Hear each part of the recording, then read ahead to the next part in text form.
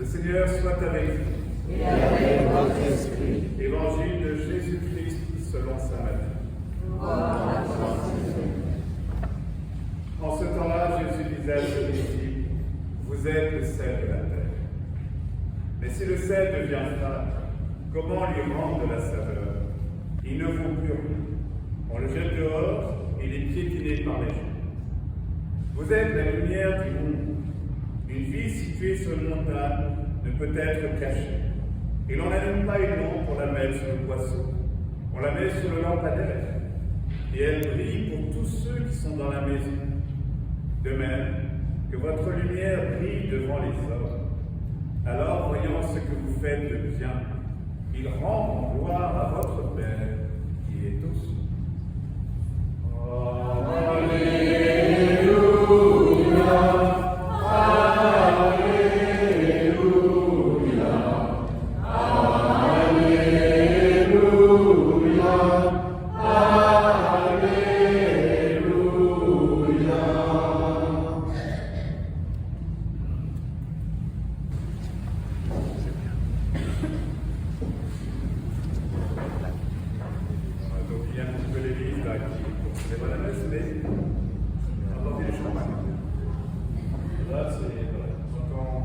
Quand on apprend du champagne, c'est pour faire quoi en général? Pour faire la fête. Pour faire la fête, hein? Ouais, il faut boire le champagne, pour célébrer un heureux événement. Par exemple, pour une naissance. Pour une naissance, on va sortir la bouteille de champagne, on va sortir une belle bouteille de champagne. Pour justement se réjouir. Là, vendredi, j'ai voulu faire la fête. Vendredi soir, j'ai voulu faire la fête et j'étais venu avec une bouteille de champagne. Mais les invités n'ont pas répondu à la fête. J'étais tout seul, j'attendais. Personne n'est venu justement pour vivre cette joie que le Seigneur veut partager avec tous. En venant recevoir, vous me voyez déjà venir, ce qui me coûte, ce qui pour moi a vraiment un prix énorme, le sacrement de la réconciliation pour une nouvelle naissance. Pour redonner vie à ce monde, redonner justement cette lumière que nous avons portée, pour justement laisser le Seigneur agir dans nos vies. On ne va pas la mettre sur l'autel, on va la recacher. Nazareth, c'est quand même pas trop chrétien. Mais qu'est-ce qui est chrétien, Nazareth?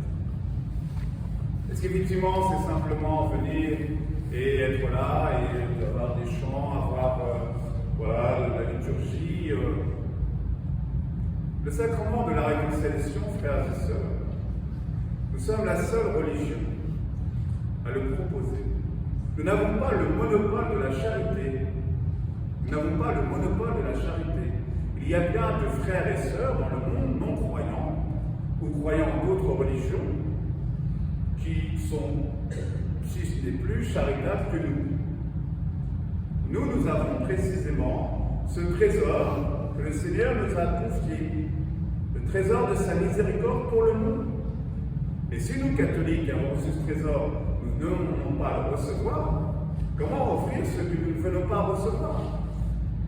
Tous les vendredis, là, on ne va pas être encore, mais je me tiens là, dans cette église, voilà, qui est maintenant un peu chauffée, justement, pour célébrer la joie, pour sabrer le champagne. Sabrer le champagne, justement, pour dire, Seigneur, nous ne nous laisserons pas, justement, enfermer dans toutes les obscurités, dans tous les mensonges, justement, qui veulent enfermer notre monde. Dans la première lecture, frères et sœurs, qu'est-ce que nous avons entendu? Partage, accueil, couvre. Ne te diront pas, alors ta lumière jaillira comme l'aurore et tes forces deviendront vides. Ta lumière se lèvera dans les ténèbres et ton obscurité sera lumière de midi. Ton péché sera brûlé comme un feu de paille dans le brasier de l'amour de ton Dieu. Pour le monde, pas simplement pour toi, pour le monde. Cette lumière du soleil qui vous éclaire, précisément pour vous redire, vous êtes la lumière du monde, vous êtes le sel de la terre. C'est ce qu'on a entendu dans l'Évangile. Mais si la lumière, justement, est placée sur le boisseau, elle ne peut plus éclairer. Si le sel s'affaiblit, il ne peut plus donner de goût, de saveur. Oui, vous êtes la lumière pour dissiper les ténèbres. Il faut la recevoir. Je l'ai dit hier, les personnes, parce que le samedi matin aussi, il y a la messe le samedi matin, donc à 9h30, tous les samedis matins. Et les pauvres paraseux comme vous aujourd'hui, ils ont fait un peu les frais de mon impatience. Et parce que, effectivement, ce matin, en méditant de bonne heure, à 6h du matin, cet évangile, il m'est revenu un autre évangile, l'évangile où Jésus donne une parabole d'un maître qui invite aux noces de son fils, justement tout le monde. Et tout le monde, tous ceux qui avaient, personne n'aurait. Alors du coup, il dit à ses ouvriers, allez inviter les pauvres, les estropiés, tous les malades. Nous avons reçu cette grâce de la miséricorde. Alors, vous voyez, il est quand même prétentieux ce prêtre, un Dieu de 55 ans, qui veut donner des leçons. Ce n'est pas des leçons, frères et sœurs, que je vous dis. C'est un cri d'Allah. C'est un cri, c'est chose. C'est le cri de Dieu. C'est le cri de Dieu sur son Fils sur la croix qui dit, Père, pardonne-leur. Ils ne savent pas ce qu'ils font. Éclaire-les, redonne-leur justement cette conviction que ce sacrement, que le don de ma vie sur la croix, c'est bien pour le salut du monde. Pour justement qu'ils le reçoivent. Oui, si tu fais disparaître en toi, autour de toi, tout ce qui alourdit le monde redeviendra libre. Sans l'expérience du salut, frères et sœurs, nous ne pouvons connaître en vérité la grandeur de l'amour de Dieu qui sauve du péché et de la condamnation. Hier, à cette messe du matin, une maman me disait qu'une enfant encore s'est fait agresser, une autre me disait que dans le métro, des agressions. Et on voit ça, on subit ça, puis on se dit, mais qu'est-ce qu'on peut faire? Osez l'aventure, justement. Ne me croyez pas sur parole. Faites justement l'expérience et vous verrez. Le prêtre qui vous parle aujourd'hui, il est là parce que justement il a été sauvé par ce Seigneur. Quand on a reçu beaucoup, on ne peut pas le garder pour soi, ça dépend. Et quand j'ai vécu justement en Inde, si je suis revenu en France, c'est justement parce que ça me brûlait et que je sentais justement cette urgence. Je n'étais pas destiné à être prêtre.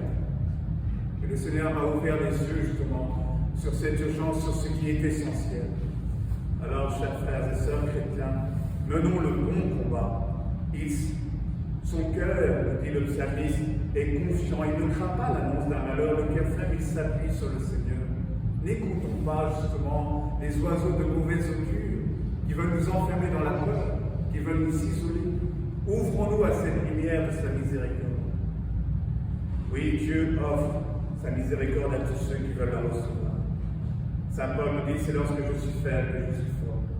C'est lorsque je fais l'expérience du salut, en le recevant pour moi et pour le monde, que la force de la miséricorde m'éclaire et qu'elle fait la vérité, et que j'entre ainsi dans la joie de ressusciter.